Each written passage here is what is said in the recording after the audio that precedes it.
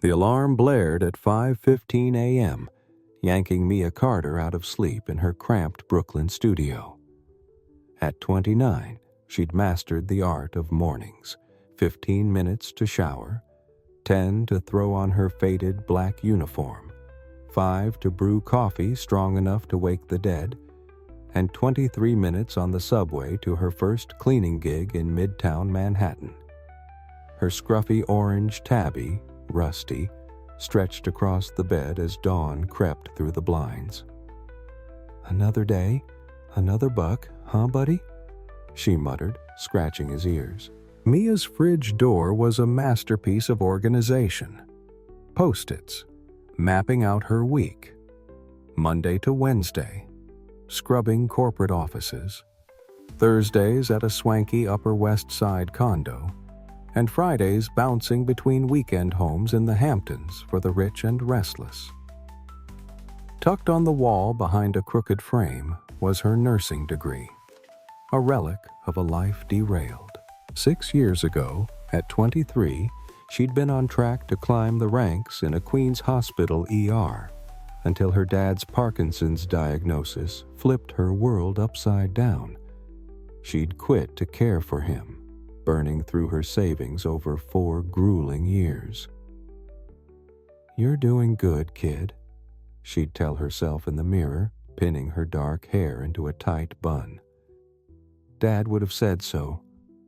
Maybe not about the mop, but the grit.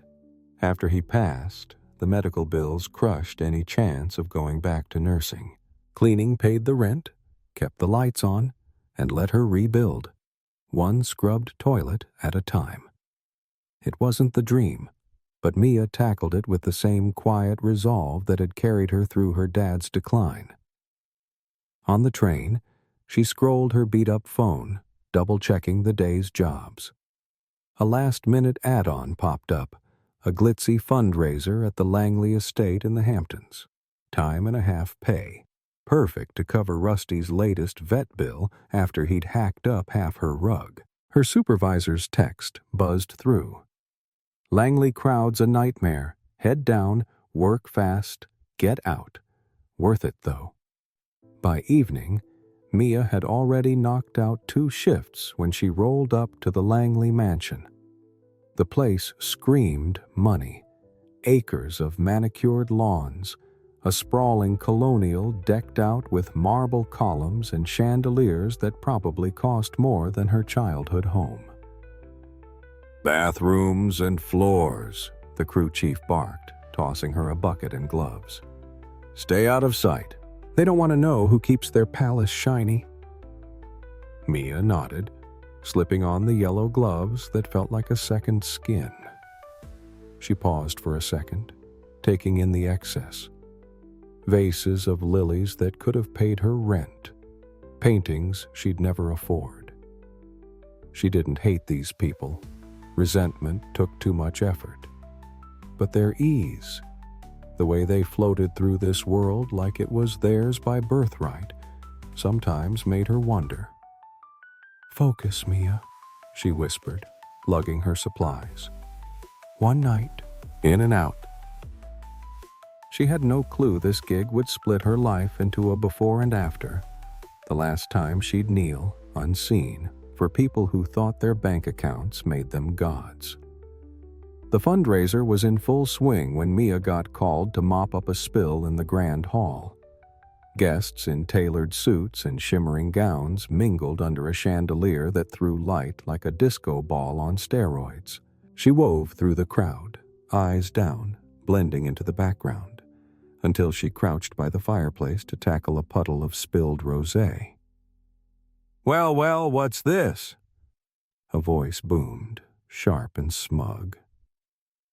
Mia froze, rag in hand. Ethan Langley, the 38-year-old host with slicked-back blonde hair and a custom gray suit, loomed over her. His glass of bourbon dangled lazily as he grinned. "A floor-scrubbing pro in action. Look at her go, folks." Heads turned. A cluster formed.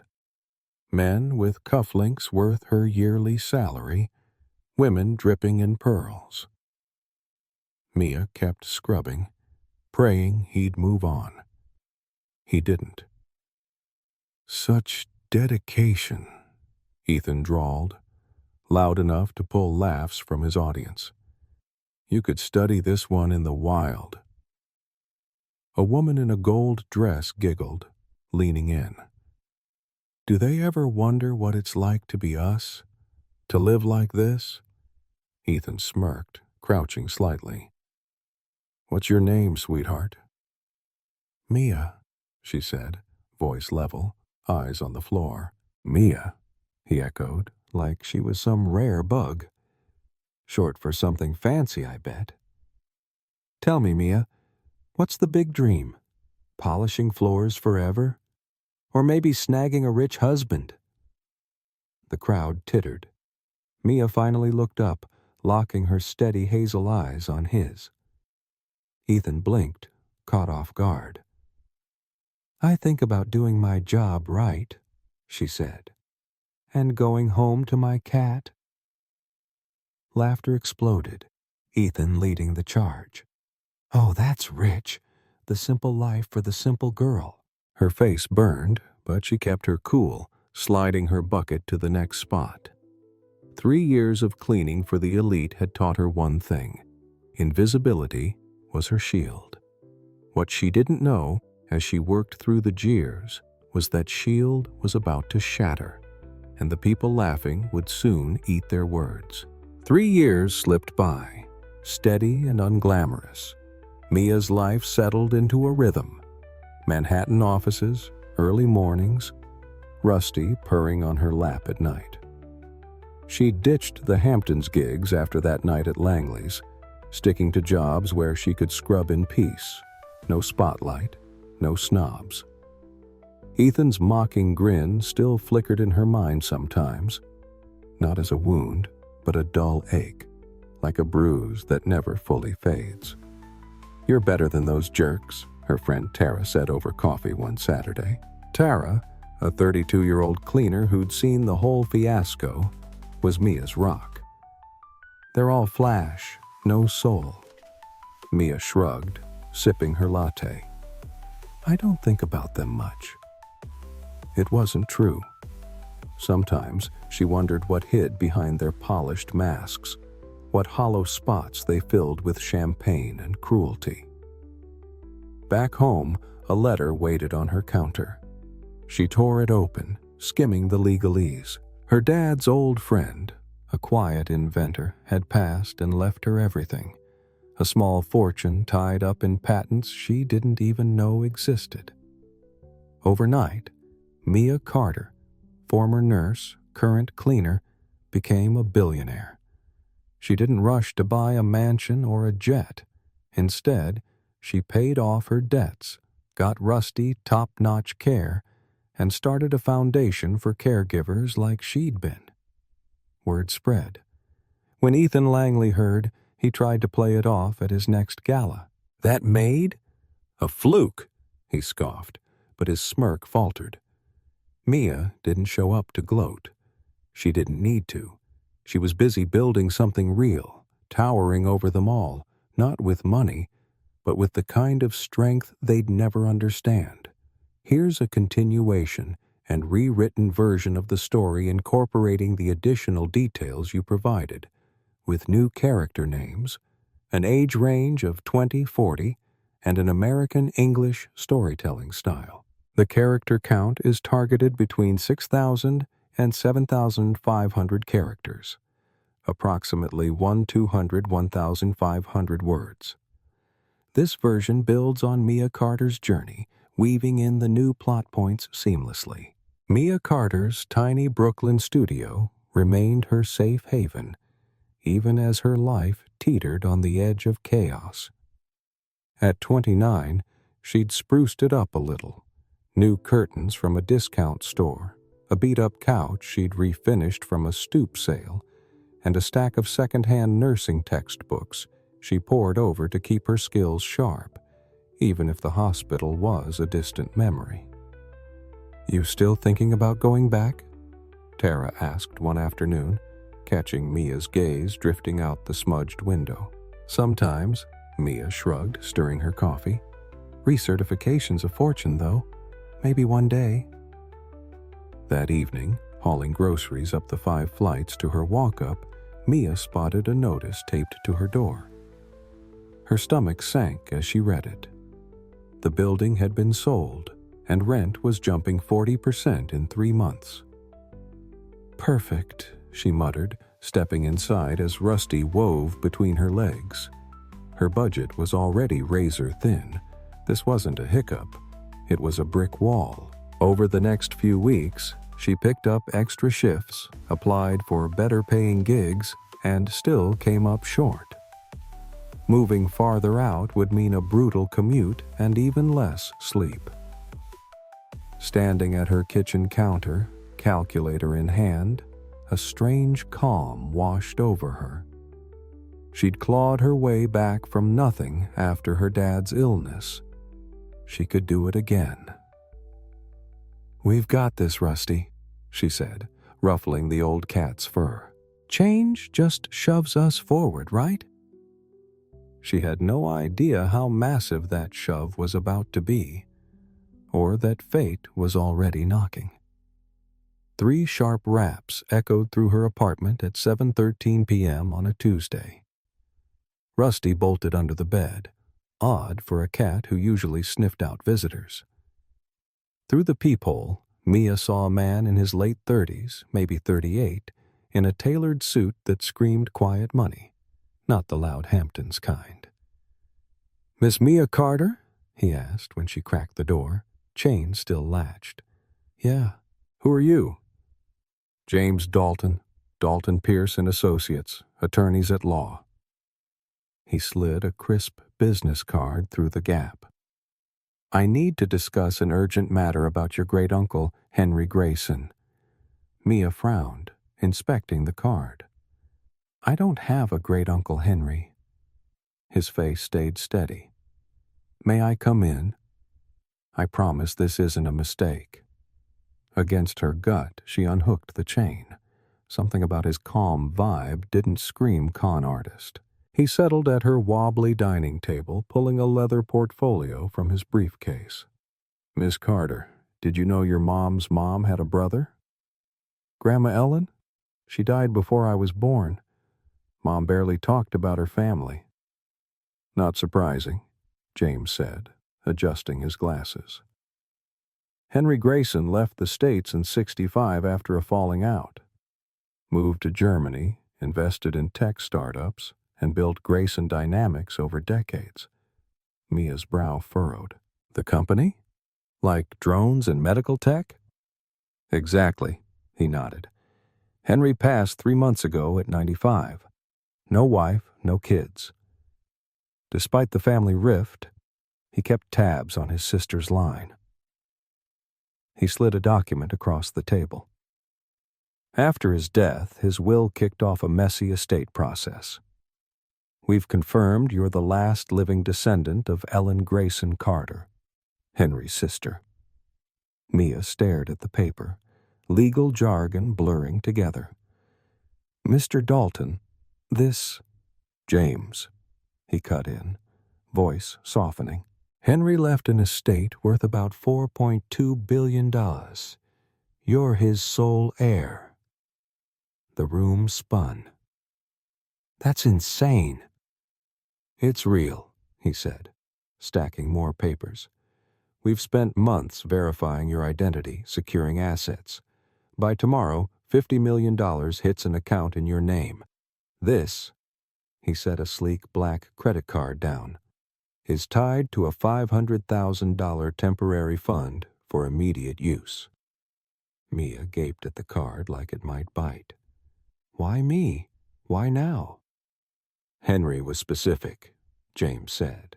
"He wanted his heir to have built their own life first, so the money wouldn't define them." His eyes softened. "He'd have liked you, I think." As night cloaked Brooklyn, Mia, cleaner, dreamer, survivor, sat across from a man claiming she was now a billionaire. Somewhere, the universe was gearing up for her next move. 3 months later, Mia stood at the floor-to-ceiling windows of her new Tribeca penthouse, the city glittering below like a spilled jewelry box.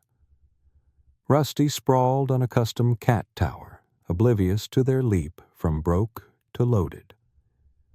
The shift had been a whirlwind. Financial advisors, estate planners, a chirpy assistant named Lena buzzing around. But Mia moved slower, deliberate, figuring out who she'd be with all this weight. Board meeting for the Grayson Foundations at 10 a.m. Tomorrow, Lena said, tapping her tablet. They're dying to meet the mystery heir who's dodged the headlines. Mia nodded, tracing the glass.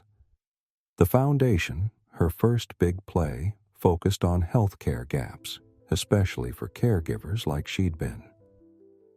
Miss Carter, Lena hesitated. The Langley Gala invite came. Same one you told me about. Mia turned, her reflection merging with a memory. Yellow gloves, Ethan Langley's smirk. Yeah, where I was the punchline. Decline it? Lena asked. No, Mia said, voice quiet but firm. Accept. It's time. That night, her stylist laid out gown options as Mia mulled over Henry's letter, delivered weeks after James's visit. Money doesn't make you. It magnifies you. The real test is carrying it with dignity. She was hell-bent on acing that test. Her old cleaning crew got an anonymous donation, health care for all of them. Her apartment stayed her anchor, even as the rent hike loomed. She wasn't running from who she'd been. At the gala, Mia stepped in, a vision in deep blue silk, head high. Ethan Langley's jaw twitched when he saw her. The maid's a fluke billionaire, he muttered to his crowd, but the laughs were thinner now. Mia didn't flaunt it. She didn't need to. She was there to fund a caregiver grant through the foundation, not to settle scores. Her small apartment, her textbooks, her Rusty, they kept her real, And as she moved through the room, towering over them in ways they'd never grasp, she knew. This wasn't about wealth. It was about what she'd always carried. Grace under fire. As Jake Ramsey slipped into the kitchen of his sleek downtown LA condo, his mind buzzed with possibilities. At 35, he was a real estate hotshot who'd built an empire from grit and gut instinct. But tonight wasn't about deals. It was about settling a score. Tomorrow, Nate Carver, the smug sales manager at Carver Luxury Autos, would face a reckoning he'd never forget. Jake was dead certain of it. By midnight, he was holed up in his study, the glow of dual monitors casting sharp shadows across his focused face. Every keystroke, every hushed phone call wove another thread into the web of justice he was spinning. "Surveillance is locked in," his buddy Ryan confirmed over speakerphone. 6 actors are set to roll in at staggered times tomorrow. And Sarah Lopez is covered, like you asked. Jake nodded, flipping through Nate's personnel file on his screen. 3 hushed-up discrimination complaints, all swept under the rug with cash. The guy's M.O. was crystal clear. Sarah appeared in the doorway, her presence softening his edge for a moment. At 32, his wife had a quiet strength that grounded him. "Did I wake you?" he asked. She stepped closer, eyeing the screens. "This isn't revenge, right?" "No," he said, taking her hand. "It's justice, so no one else gets what you did yesterday." She brushed his cheek. "Just don't lose sight of why." "I won't," he promised. As she headed back to bed, Jake locked in the final details. by tomorrow night, Nate Carver would learn what prejudice really cost. The next morning, sunlight bounced off the glossy cars in Carver Luxury Auto's showroom as Jake parked his Tesla 3 blocks away. No driver today. This called for a solo play. He dressed the part. Faded jeans with a rip at the knee, scuffed work boots, a gray hoodie that had seen better days. His usually sharp haircut was mussed, his Rolex swapped for a cheap digital watch. Catching his reflection in a shop window, he smirked. Jake Ramsey, property mogul, was gone. In his place stood some regular Joe, out of his depth in a luxury dealership. His phone buzzed. Ryan, all systems green. Team's ready. Jake checked his watch, 10:15 a.m. Right on time. As he neared the showroom, he spotted the first actor in play, an older woman, maybe 70, being herded toward the cheap models by a salesman more glued to his phone than her. Phase 1 was rolling.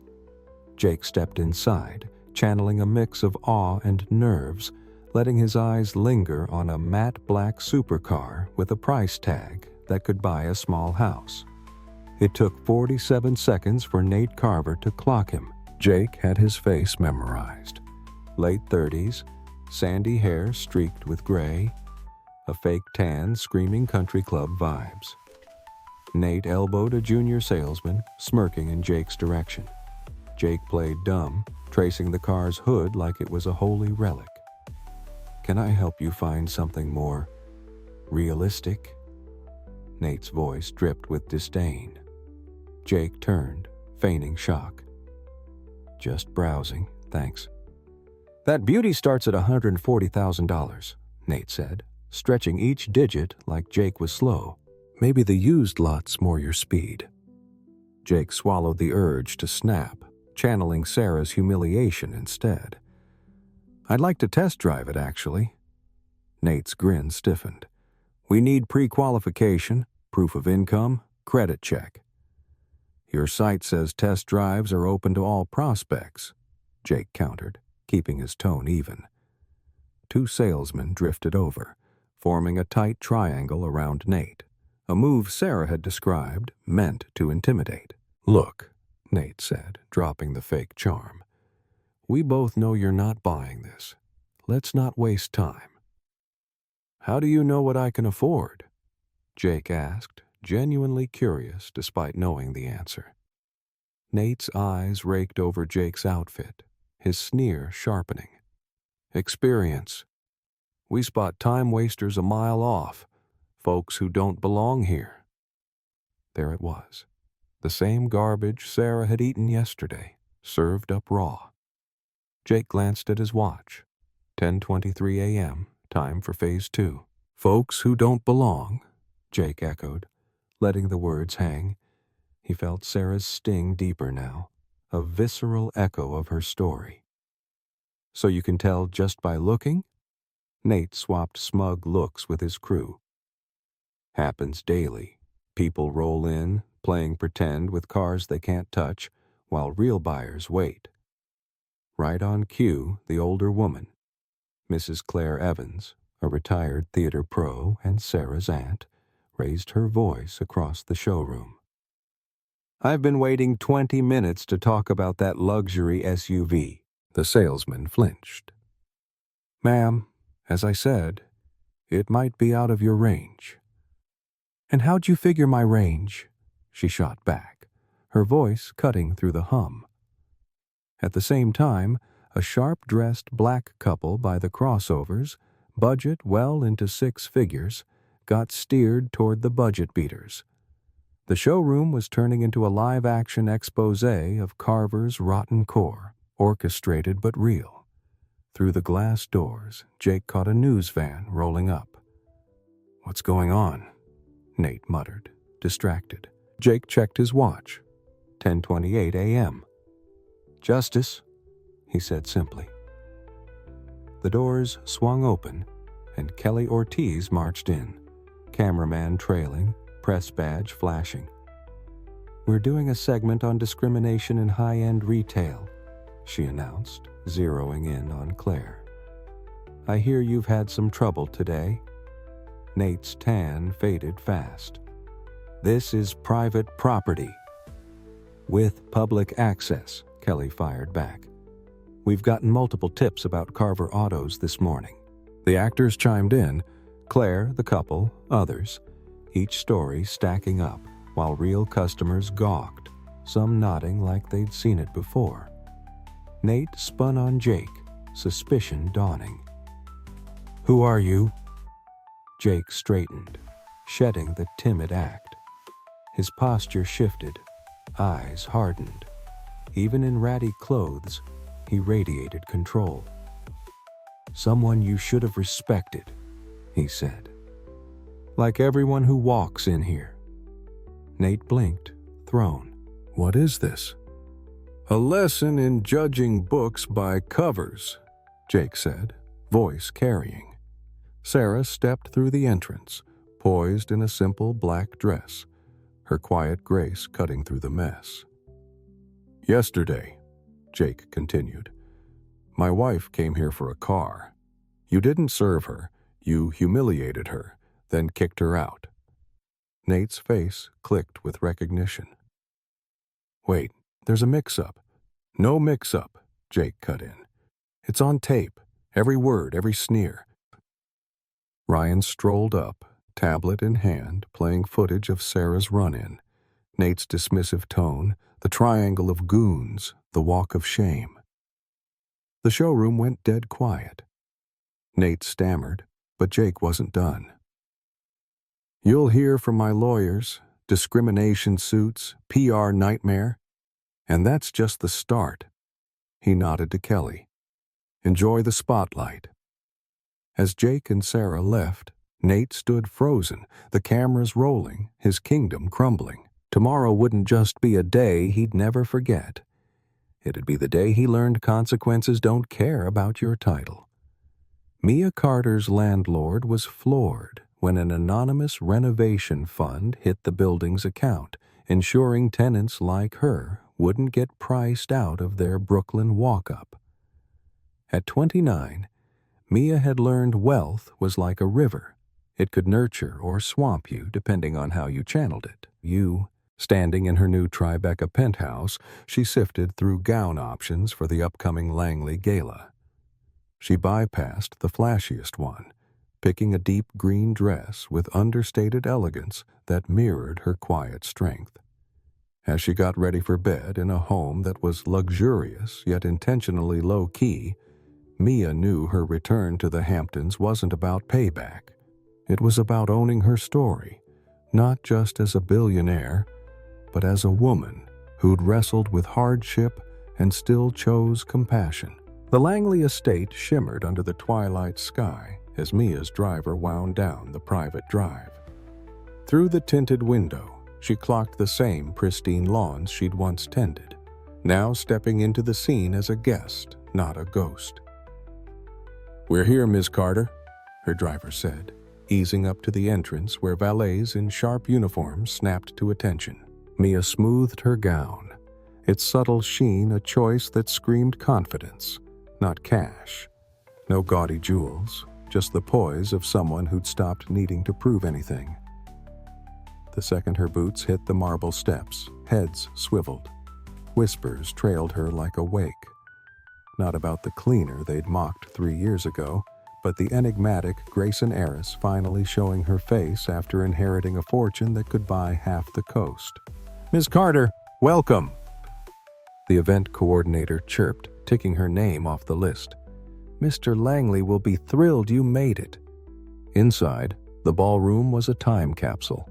Chandeliers dripping light, imported orchids perfuming the air, the low buzz of old money. But this time, Mia didn't hug the walls with a rag. She moved through the heart of it, a champagne flute in hand. "Mia Carter?" A hesitant voice cut through. She turned to find Lauren Pierce, the woman in gold who'd piled on Ethan Langley's taunts back then. Lauren's face flickered, Confusion, shock, then a quick pivot to charm. "It's you!" she gasped, social gears grinding. "I heard the Grayson heiress was named Mia, but I never— Wow, you look different." Mia smiled faintly. "Life shifts us all, doesn't it?" "Totally," Lauren stammered. "So, you're not cleaning anymore?" "No," Mia said simply. "But I picked up some good lessons there." Lauren squirmed, then rallied. "I've got to introduce you around. Ethan will flip." As Lauren ushered her through the crowd, Mia felt the weight of curious stares. These were the same folks who'd ignored her, dismissed her, or sneered down at her. Now they angled for handshakes, drawn to her new orbit like moths to a flame. By the fireplace, Ethan Langley held court, his blonde hair and gray suit unchanged at 38. A king in his own mind, untouchable. "Ethan," Lauren called, voice too bright, "you have to meet Mia Carter, Henry Grayson's niece, the heiress everyone's buzzing about." Ethan spun, his polished grin locking up as their eyes met. Time froze. In that split second, shock, denial, and dread crashed across his face, rewriting the power dynamic for good. "You're—" he started, his champagne glass tipping. "Mia," she filled in, calm as steel. "We've crossed paths, Mr. Langley. I was in a different spot then." His tan paled. The room hushed, sensing a storm brewing. "I don't—" Ethan faltered, then forced a tight smile. "Well, what a turnaround." "Not really," Mia said evenly. "I'm the same person I've always been." The silence stretched, pulling more eyes. Lauren fidgeted, desperate to smooth it over. "Ethan throws the best charity galas. His foundations raised millions for youth programs. I checked it out before coming." Mia nodded. "Solid work." Ethan puffed up, regaining traction. "We do what we can for the less fortunate," he said, his old condescension creeping back. Mia's smile didn't waver. "That's why I'm here. My foundation's rolling out a healthcare dignity program, support for home aides and family caregivers. I figured your donors might want in." A murmur of approval rippled through the crowd. Ethan blinked fast, caught off guard. "The irony's not lost on me," Mia added, her voice just loud enough. "3 years ago, I scrubbed these floors while caring for my dad with Parkinson's. Now I've got the means to make sure others don't fight that battle alone." She lifted her glass a touch. "To seeing people for who they are, not just what they do or own." The toast landed like a quiet thunderclap, leaving Ethan speechless, maybe for the first time ever. As the night wound down, Mia slipped out, the crisp air a balm after the electric tension inside. Behind her, the gala hummed with her story, not just of sudden riches, but of grace held tight through the grind. Ethan spent the rest of the evening dodging her, his usual swagger dimmed by the walking proof of his own shallowness. Heading to her car, Mia felt lighter, not from one-upping her old tormentors, but from knowing their judgment had never set her value, not when she mopped their messes, and not now that she could buy their estates 10 times over. Real wealth, she'd figured out, wasn't in billions or buildings.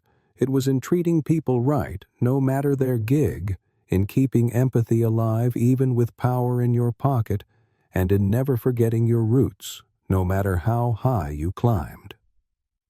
Her landlord's shock at the building fund, the care packages she'd sent her old cleaning crew, those were her wealth's first ripples. Mia's path was a reminder. Dignity doesn't ride on dollars, and true grit glows brightest in the dark. Ever been sized up wrong based on how you looked? Drop your take below. We never know someone's full deal or what they're capable of. The person wiping down your table today might own the joint tomorrow, not by chance, but because worth isn't skin deep. Mia Carter's life had flipped upside down in ways she'd never dreamed.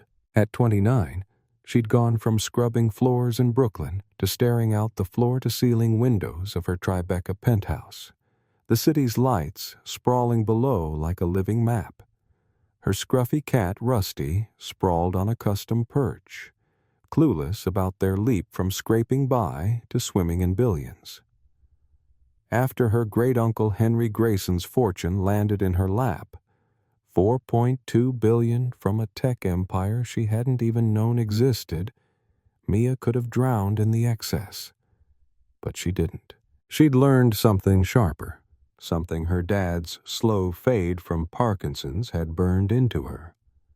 Time's the real currency, and meaning comes from the small stuff you stack up along the way. Back when she was juggling cleaning gigs and caregiving, every minute counted. She'd rush from a midtown office job to catch the subway, then spend hours coaxing her dad through dinner, his shaky hands fumbling the spoon. Those nights, she'd crash on her lumpy couch, Rusty purring beside her, and think, this is it? This is what matters. Not the paycheck, not the exhaustion, just being there, making it work.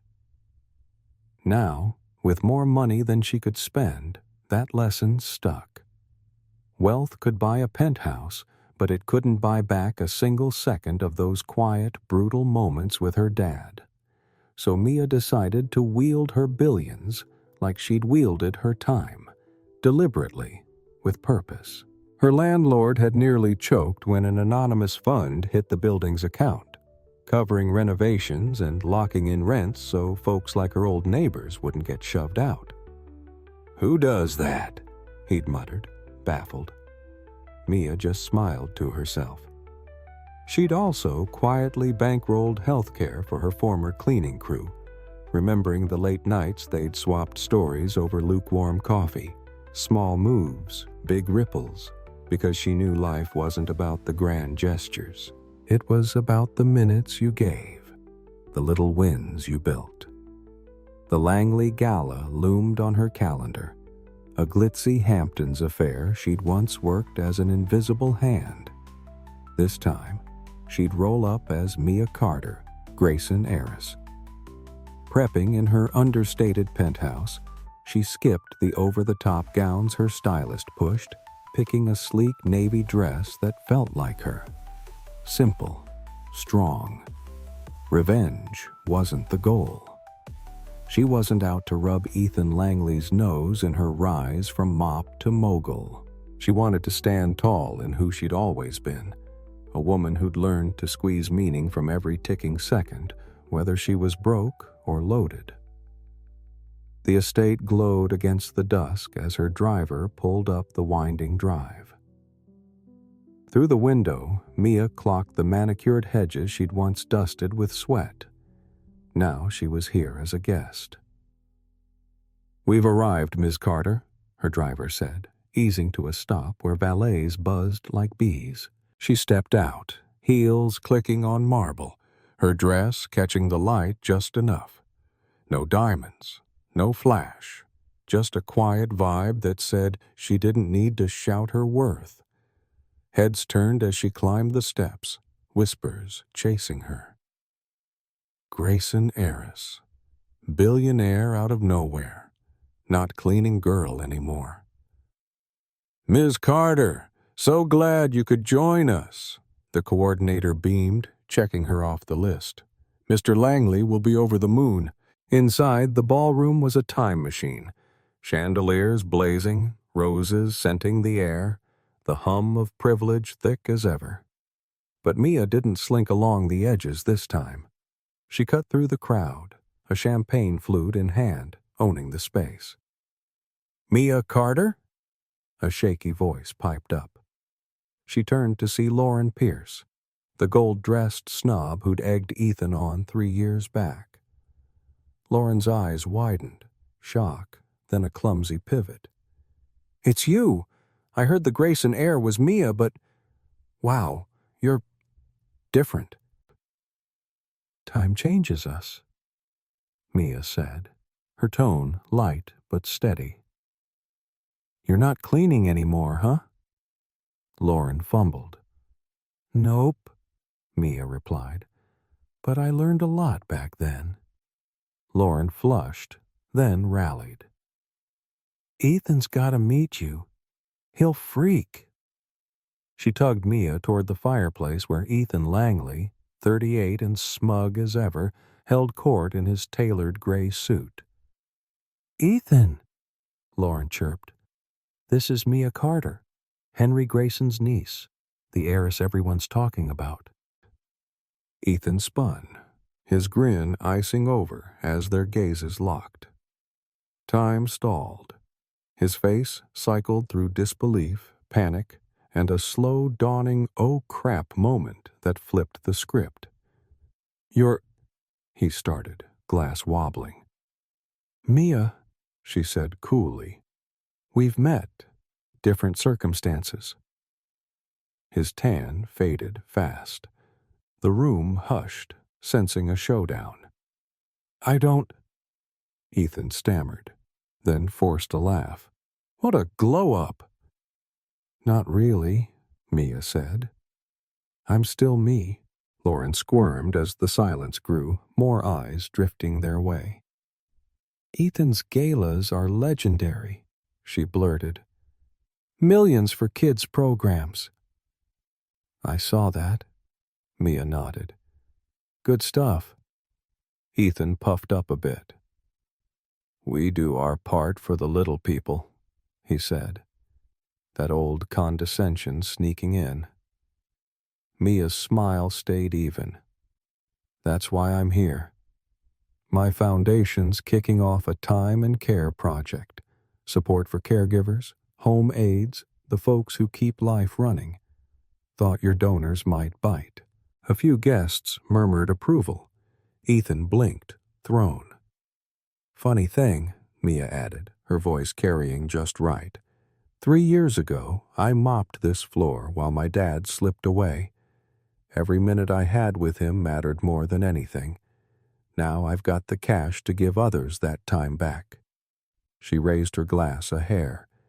"To valuing the moments, not just the money." The words hit like a soft punch, leaving Ethan mute, his swagger crumbling. As the night wound down, Mia slipped out, the cool air washing away the buzz inside. The crowd dissected her story, not just the billions, but the way she'd held on to what mattered through the muck. Ethan dodged her all night, his usual loudmouth act dialed way down by the woman who'd turned his mockery into a mirror. Walking to her car, Mia felt unburdened, not from showing them up, but from knowing their takes never set her clock. Real wealth wasn't the penthouse or the inheritance. It was in making every second count, showing up for her dad, funding her crew's health care, keeping her roots alive, even as she soared. Here's the takeaway. Time's what you've got, and the small stuff's where it lives. Americans hustle hard. Jobs, goals, grind. But Mia's story says, pause. Cherish the coffee breaks, the late-night chats, the tiny wins. Stack those up and you've got a life worth more than any bank account. Ever let a moment slip because you were chasing the next big thing? Share below. We don't know how many ticks we've got left. Make 'em mean something. The person hustling today might be a billionaire tomorrow, but the real gold's in what they do with the hours between.